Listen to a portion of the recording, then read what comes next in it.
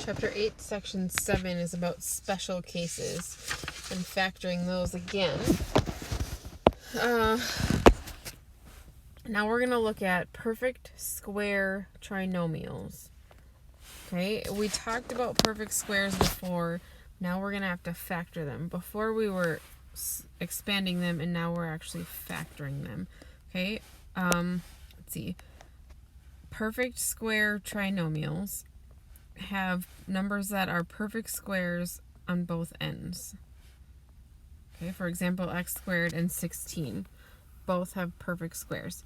In the middle, your number should be equal to a 2 times 1 of each of those, the a and the b. Okay, for example, since 16 perfect square is 4, that's really 4 squared, and 1 right here is 1 to the second power. This number in the middle should be 2 times 1 times 4, which it is. So that proves that this is a perfect square trinomial. Right? So how you recognize a perfect square trinomial is that the first and last terms are perfect squares.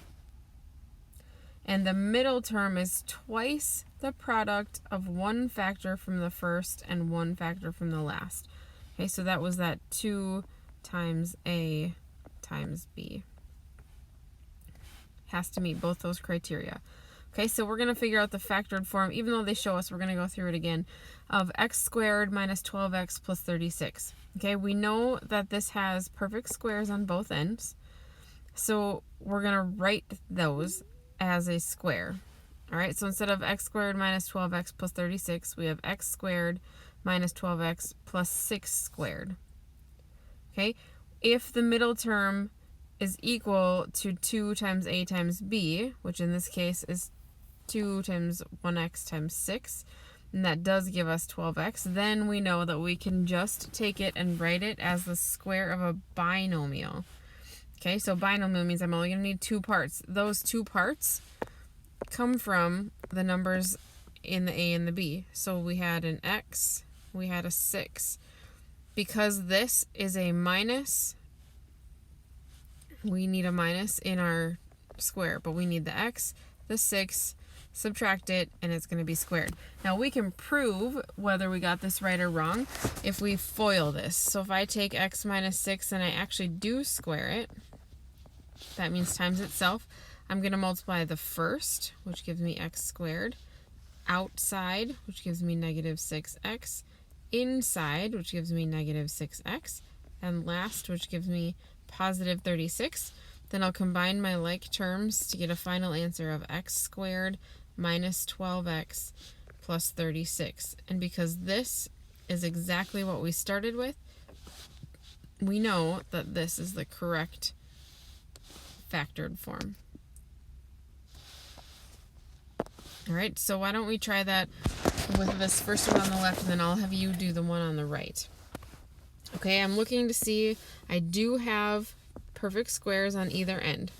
I'm going to write it out as perfect squares, or as squares. So x squared, and then we have 3 squared over here, and if I'm double checking, 2 times 1x times 3 does give me the 6x, so I know that this works. Okay, next, that tells me I'm going to be able to write my final answer as a square of the x term and the 3 term, and because it was all positive, it's going to be a plus. And I know that most of us don't like to do it, but it is always a good idea to check. So I'm going to check it real small down here. First gives me x squared, outside gives me 3x, inside gives me 3x, and last gives me 9 for a final answer of x squared plus 6x plus 9. And because this matches this, we know we're correct with this. Okay, here would be a great place to pause and see if you can do this second one on your own.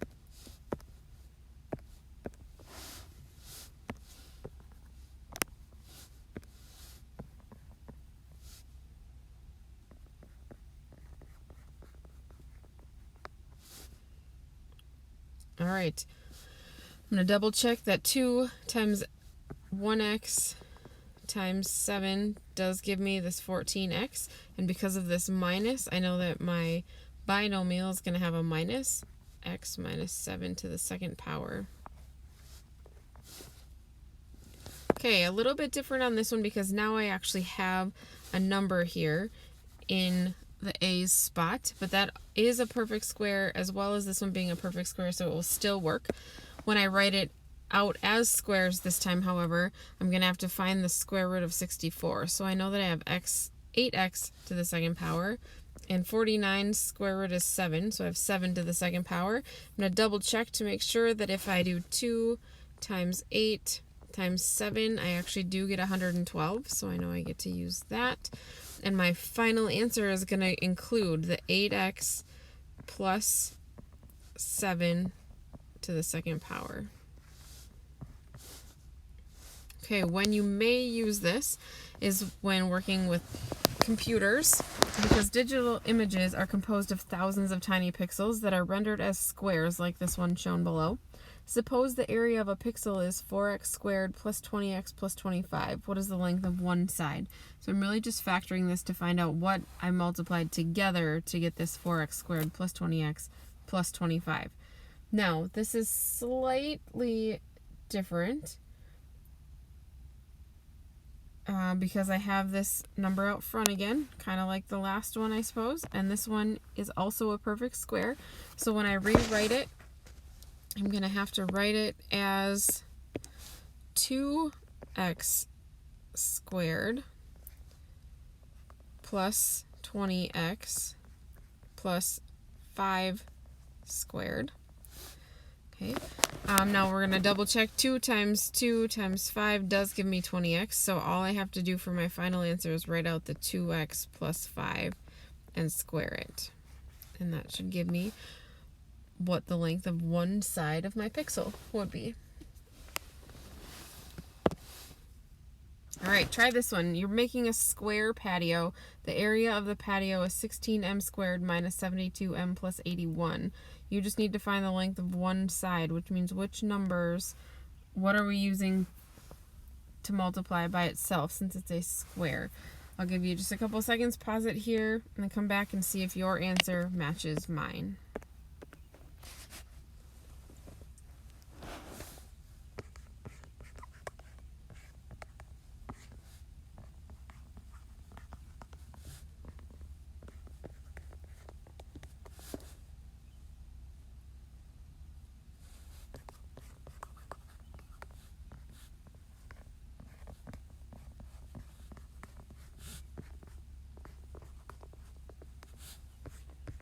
(4m plus minus 9 to the second power.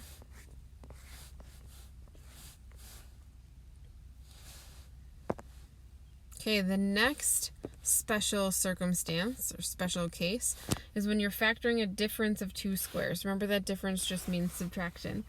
So I have perfect squares in two places in my binomial, nothing in the middle. We did something kind of like this in section 8.4. When I have something like this, this is kind of what we worked with. We just got to split it up. We knew we needed an x times an x, and the square root of 64 is 8 times 8. And because it was subtraction, we had to have a positive and a negative, because the only way to get a negative 64 is by multiplying a positive with a negative.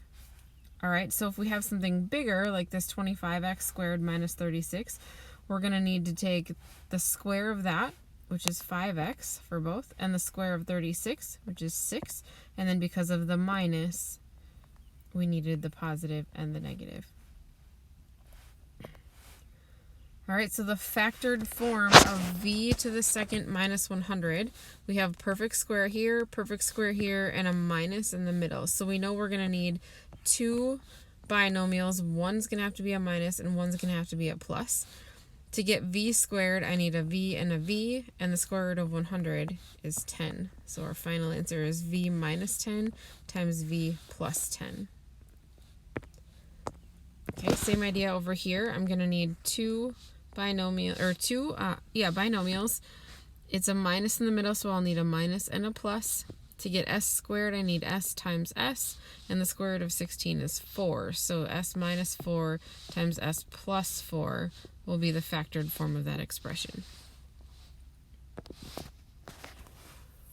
Okay, this is just like that first one. If we have an actual number out front, we're going to have to find the square of that and whatever goes with it.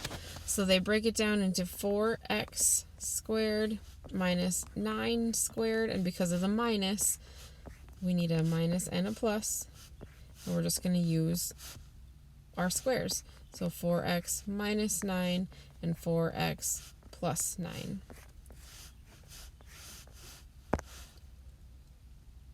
All right, the only thing they're going to add on this very last slide is that maybe if I don't have a perfect square in both of these, I should look to find out if there's something that I can factor out of both of them that would then give me a perfect square. So both of these can be divided by 6. So once we take out the 6, we're left with a 4g squared minus 1. Now 4g squared is a perfect square and 1 is actually a perfect square. So now I can write that as the difference of two squares, where I have 2g plus 1 and 2g minus 1, and I can't forget that 6 that I took out in the first place. All right, so we're going to use that method and solve down here the factored form of 12t squared minus 48. Right now, not perfect squares, so I'm going to see if there's anything that I can factor out. And because both of these can be divided by 12, I'm going to factor that out, which would leave me with a t squared minus 4.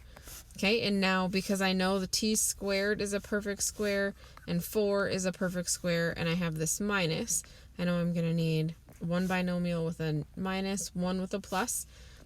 We're going to need t times t, and the square root of 4 is 2. So I have 12 times t minus 2 times t plus 2.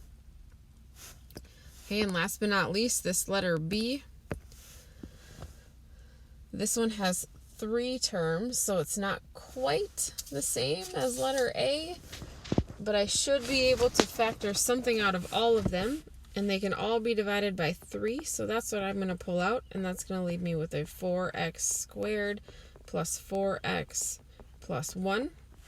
Okay, and now my trinomial is a perfect square trinomial, so I'm gonna rewrite that with the squares. So I'll have 2x squared plus 4x plus 1 squared.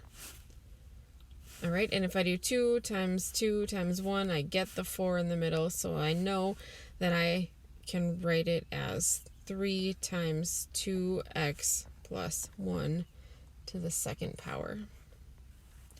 Okay, and that's the end of these special cases.